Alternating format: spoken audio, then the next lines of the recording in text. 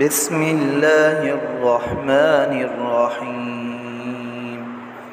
إذا السماء انشقت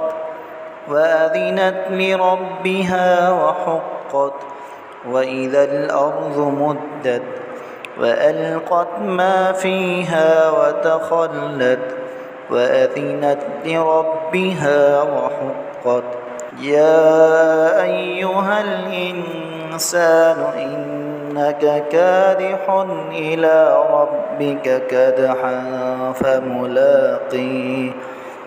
فأما من أوتي كتابه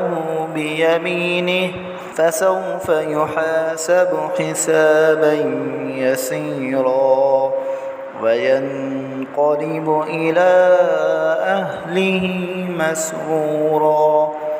وأما من أوتي كتابه وراء ظهره فسوف يدعو ثبورا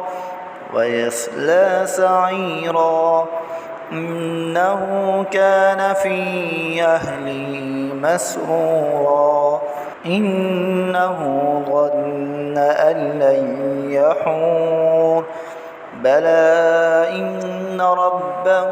كان به بصيرا فلا أقسم بالشفق والليل وما وسق والقمر إذا اتسق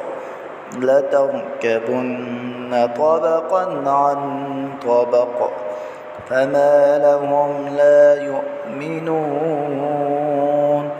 وإذا قرئ عليهم القرآن لا يسجدون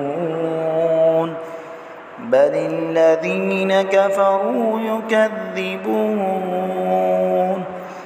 والله أعلم بما يوعون فبشرهم